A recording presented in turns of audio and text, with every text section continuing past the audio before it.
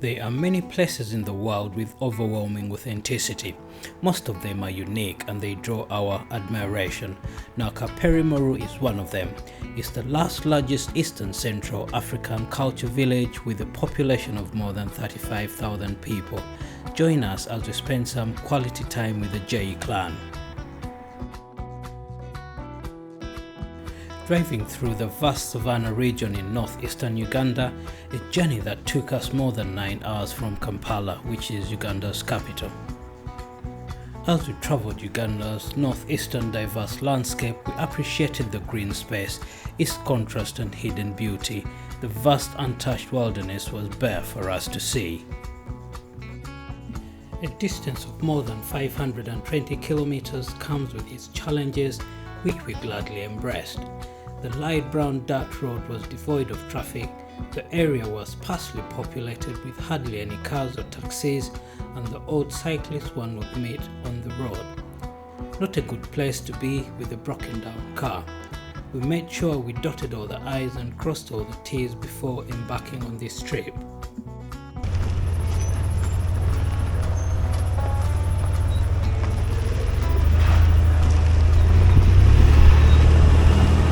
This place is famous for its scorching savanna weather and expansive Karamoja plains. The roads were in a sorry state and we had to proceed with caution. The potholes at this water point got us this time. We had to disembark and lighten the car. Not knowing the depth of the potholes, Stephen's creativity bailed us out by using a stick to determine how deep the potholes were.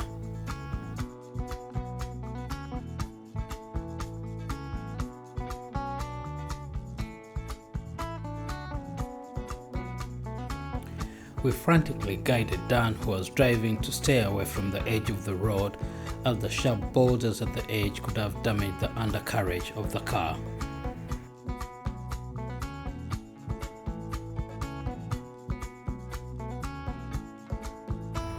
With the first hurdle jumped, we proceeded to our destination.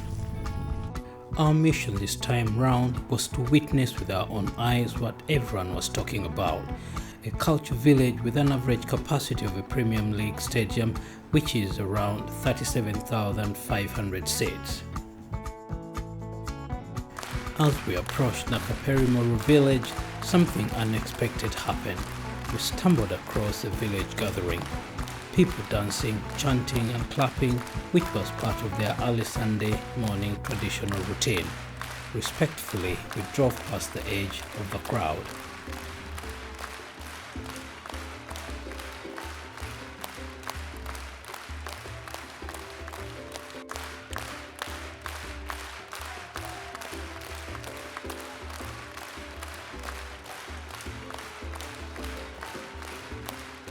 Nakapelimoru is home to the Karamajong community in Kotido district and is occupied by the J clan.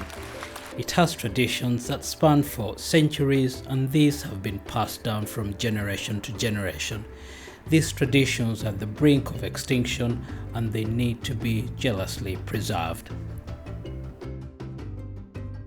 We dive deep in the way of life the J clan live. Watch them as they navigate their daily routine and the challenges to their way of life modern society presents. The Karamajong culture is deeply centered around cattle, which are vital for their livelihood, social status and sustenance. Crispus, our guide and son of the soil, had to speak to the elders on our behalf.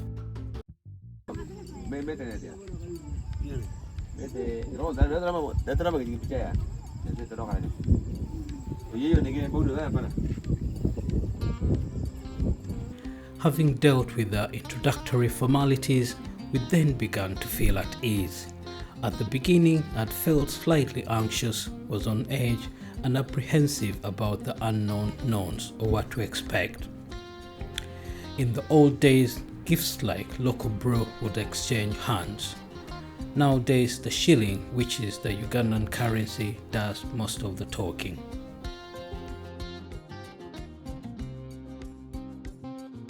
The J clan are the most fierce fighters among the Karamajong, with the honey badger as their totem, which has a hidden meaning. Young men often prove their bravery through cattle raids. They often raid other districts which belong to other clans, which means they never raid their own. At times they'll cross borders to southern Sudan in the north and eastwards to Turkana in Kenya. The J clan are known for being fierce warriors, known for their resilience and tenacity.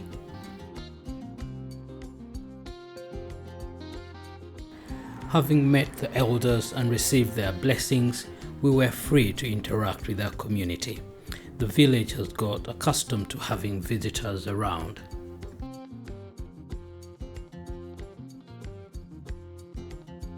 We had to keep to the designated paths as they are often lacking dangers in the surrounding bushes.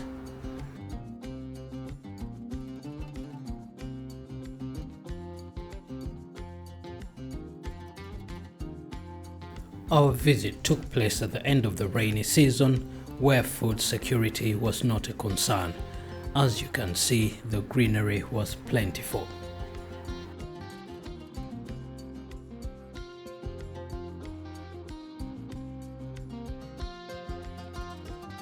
Our next stop was at the top of the rocks, which affords panoramic views of the village. As far as the eyes could see, one appreciates the vastness of the traditional settlement.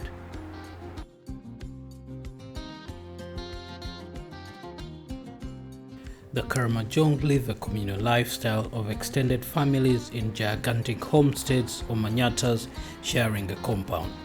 Thick wooden fences with thorny gates encircle the manyatas for protection against raids from other cattle rustlers and wild animals.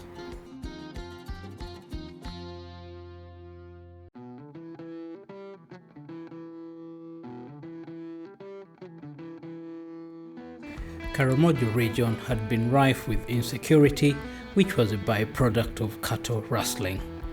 This explains the army checkpoints which we had to cross on our way to this place. Over the last few years, there has been a quest for peace through government programs, disarmament efforts, and community-led initiatives.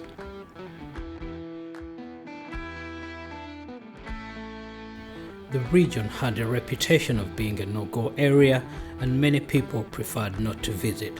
However, this has changed and visitors are flooding the place. We found the J people warm and welcoming. We were reliably informed that locals will not bother you for as long as one doesn't tamper with their cattle. However, once one crosses that line, then the odds are against you.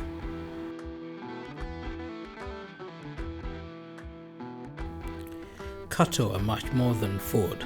They are a symbol of status, wealth, bride price, income, livelihood, assets, traditional practices, inheritance, and the list goes on. The cattle keeping clans are the Karamajong from Kotido, Gabon, Mathianiko and Bokora, with the rest being predominantly farmers, i.e. the Karamajong from Nakapelimoru, Karenga and Abim.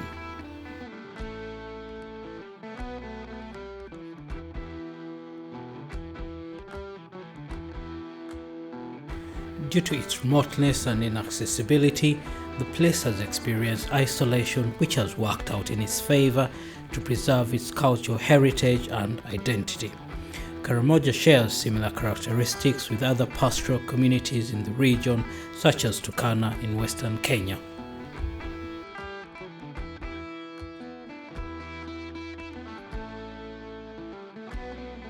From an early age of 5 years, children will start looking after the animals. Men will predominantly look after the cattle. 90% of the work in the homestead is done by women.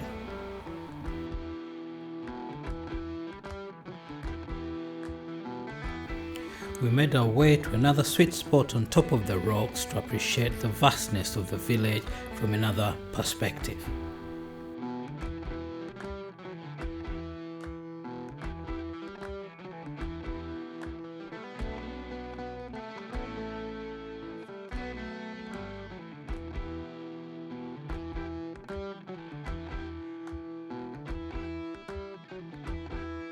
We made ourselves comfortable, everyone grabbed their seats, others preferred to stand, and the stories took center stage.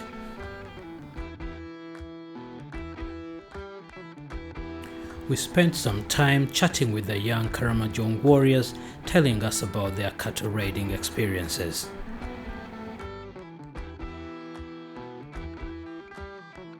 A group of 1,000 warriors will go on for cattle raids to as far as places like Turkana in Kenya. They would walk for days on foot, will carry a few supplies, i.e. sorghum, maize, dried meat, and return home with their spoil.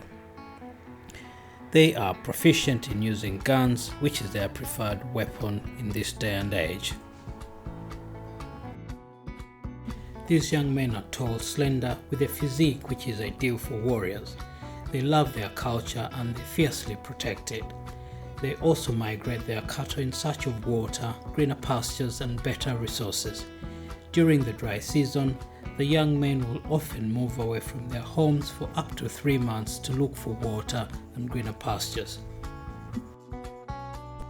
Far away from the elegance of life, time moves on by its own rules in this remote northeastern Ugandan corner. One watches from a distance as elders share words of wisdom with the younger generation. Bonds being forged between the young and old, priceless memories and moments being created. A novelty in this fast-paced world. In such places, time stops and one appreciates the essence of life. An elder with his ivory ring, which is a sign of wealth in terms of cattle.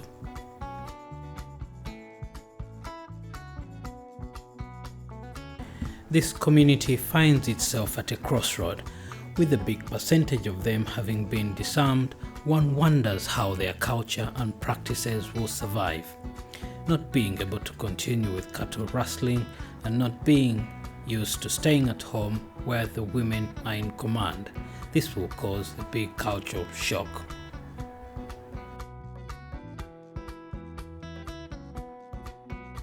The inquisitive part of Stephen took over as he was questioning the partial baldness young girls have to embrace.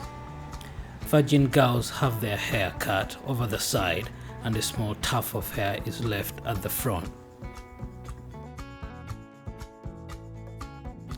Young girls have facial piercings, and the highest number of piercings shows how brave someone is.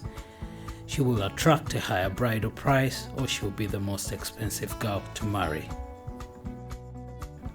At the same time, girls with scarification or who have facial scars are more expensive when commanding a bridal price.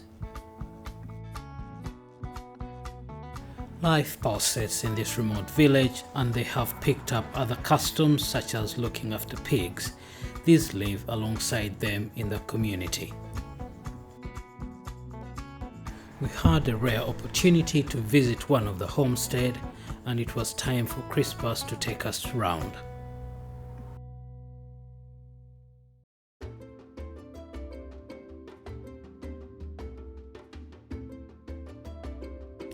Going through a typical Manyatta gate where one must have decided to grow short. Smaller gates are used for people and larger ones for cattle. The perimeter walls are more than a meter thick and are constructed with locally sourced material with the purpose in mind of preventing bullets to penetrate through. Women are responsible for building and maintaining these fences.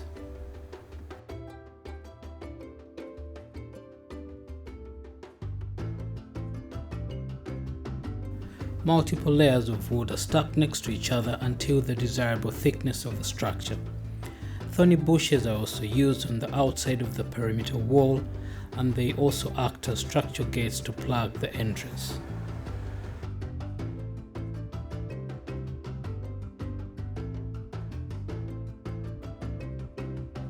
The central area of the homestead will have the kraal and multiple huts of different family members constructed around it, with the strongest people within the homestead living in the peripheral huts.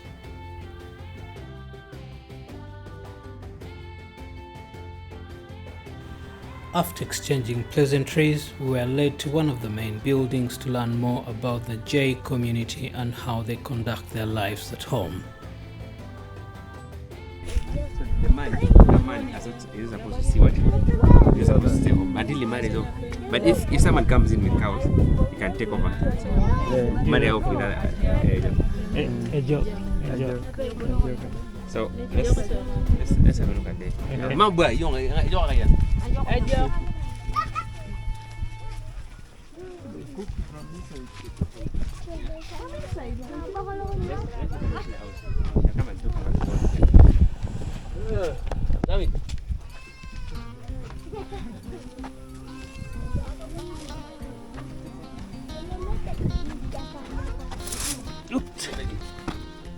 Oh, it's so spacious. Now, this is the bed.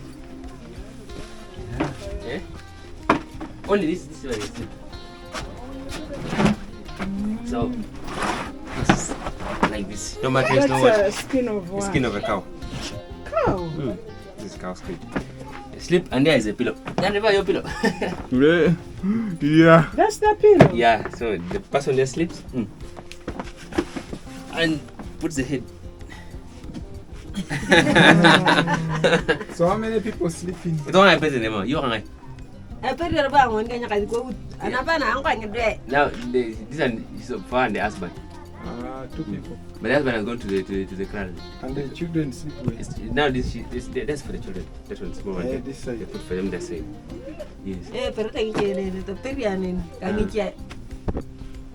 Simple as this. Are there mosquitoes? But I'm going to room. Ngedero. Ameta ngedero. There are no mosquitoes inside here. I'm going to kunyo. Ani yang ngedero dala muna janya net. That's the simple like this. So Ara clean. moni ane tiro na peina. The government supply them, so this is they use when in case of any in case of mosquitoes, there are many they put the nets. Yeah. I'm all the see this? No this. Yes. It's for It cuts but doesn't. for bleeding. The blood doesn't kill. Yes. Bleeding the cow. The cow, they rupture the vein here. They know the vein. They just tap. Then they tap the blood, and the cow moves. Still, the cow is alive still. They use it most times either for if the cow is sick, they feel like sometimes the blood is too much in the body, they remove it. Or maybe if they want to take the blood, they shoot the animal in the neck, and they pick the blood. Yes. This is too big. Just to hold it. All not big. Where do they get food? Which animal? I'm on. It can go on the heart. Yeah, no, when they'll cut it for you. They'll cut it for you sometimes. They'll cut it. Then they put it nice. Ani ana pia tuko yongezi kwa ne. Tuko yana kwa ne. Yeah, they can cut it. Okay, the feather first of all is very beautiful. And the feather, the long white one, it's when someone wears a long white feather, is going for marriage. The day, yes, a man. The day you wear a long white feather is the day you're going for marriage. But the normal days of wearing it, it's okay. So in the moment you see everyone on white feathers, So now do they get this one when they slaughter the ostrich or when it drops in there? sometimes they drop, sometimes they kill the ostrich. So they keep all the feathers They pick all the feathers. and they keep them. They keep them. Now when you come for a cultural festival, you find like 10,000, 5,000 people men wearing ostrich feathers. Be like how many ostriches died? They killed. But now it's worse in Kenya. So every time an ostrich is killed, all feathers are kept. Yeah, feathers are kept. All the feathers are kept. All feathers are kept. Now they take the feathers on wedding the marriages. Every man has to put on a white one. And there's a rule of the feather. Rain should never get you wearing the feather, ostrich feather. Rain. Should not, So if you see rain, you have to hide the feather. When it rains on you, it's a sign of bad luck with the ostrich feather. When the feather is wet, there's weight, it swings and comes very hardy. So most times you protect the feather. It is a very important thing. That's why you see our local leaders when they go to parliament, they're all ostrich feathers, white, yes. So the person who's wearing very white postage feather has a lot of cows, and he's going to marry a woman with a lot of cows. So that's why it's only for ceremonial thing. But now you find them wearing black. It's very common to see them wearing black. Is very normal, and black is everywhere. But the white one is very rare to get. So white feather, I always what on the belly. This is.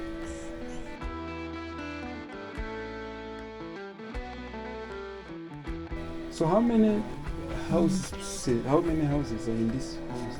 I mean, I've counted. All No, this small one. This one. Now this one, the man of the home. He died long time. I'm going to show you the burial site. For us, we don't bury like this. In the garden. We bury in the ground. You bury with your cows. And if you have cows, is when they bury you in the ground. If you have no cows, your body is taken and thrown anywhere else outside in the bush.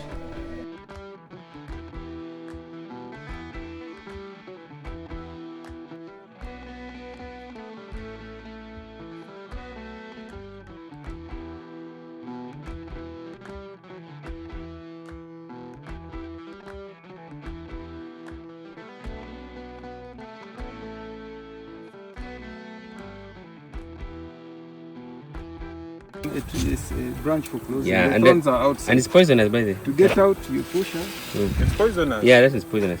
and then to lock. Wow. So the thorns remain. Men outside, so you cannot. So this is the gate. Yeah, this is a gate. But this is a gate for the man that sneaks in to check on his man. This man don't marry, so he's carved out of the woman is carved out of the entire family, unless the guy. So if the man comes and pays his cow, he'll come and take out with the children. Out of this household. Out of his household, yes. But even the man comes and pays the Now cows. where's the man?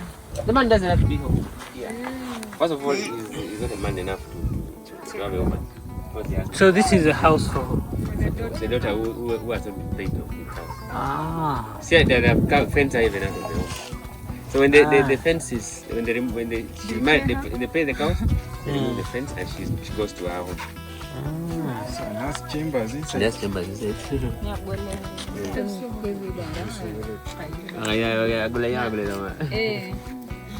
generally, this is it. So in this home, there's one man who started the village. Now all his children stay around here.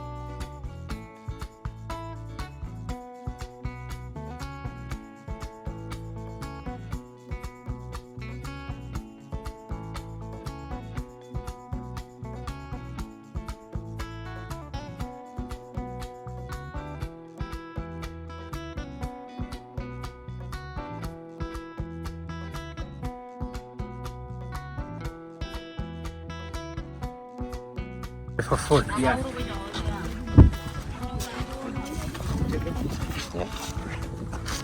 What do you want, bro? Bro, you that girl? Did you see that? When you came here, she was your girl, but now she has. Ada la pata ne. Yeah, get it. Pata ronya taba. Ah.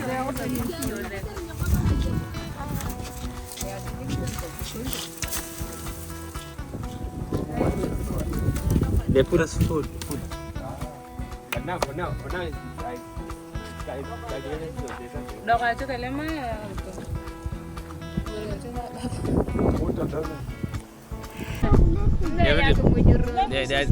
It's planting scissors. It's planting. No, they're still planting. They're harvesting. I can support myself. Yeah, you have to. Mother. They're still planting right now. Now, during after harvest, they put the things.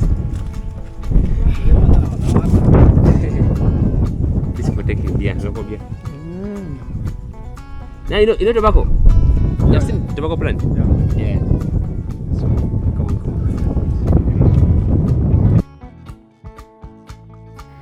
Entrances are designed to be small, permit entry of one person at a time, structural stability, protection from the elements, and bowing down as a sign of respect when entering a home.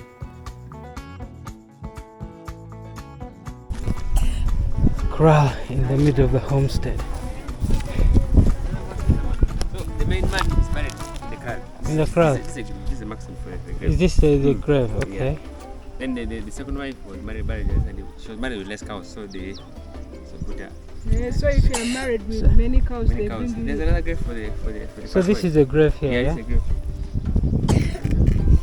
One is there. So where there is a stone? Yeah.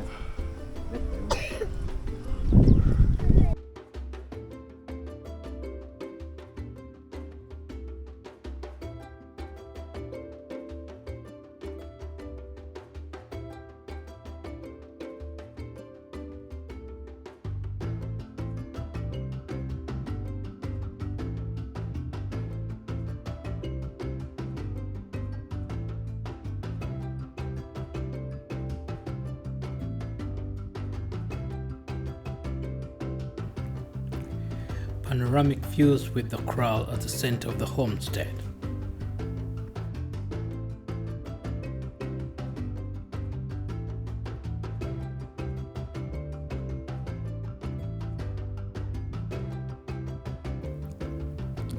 We cherish the time we spent with the Jay community at Nakapelimoru, and we enjoyed our visit. We felt and breathed their reality. It's a place full of life, culture, warrior ethos and resilience. They teach us how the human spirit can flourish, even in the most extreme of conditions, and they personify the power of unity. We had to say our goodbyes, and our next stop was Kotido town. The distance between Kotido and Nakapelimoru is only a few kilometers away. However, due to the nature of the roads, if unlucky with the unpredictable weather, in most cases scorching heat, it may take more than what you bargained for. We were once again reminded of the craters in the road and had to make use of our feet.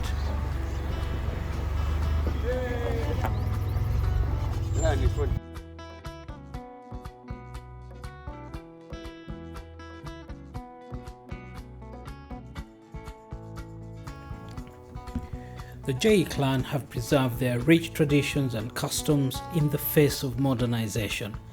Their way of life is intertwined with their environment and cattle. We enjoyed the slow pace of this quintessential traditional African village. I hope you did as well. If so, please like, subscribe. Till next time.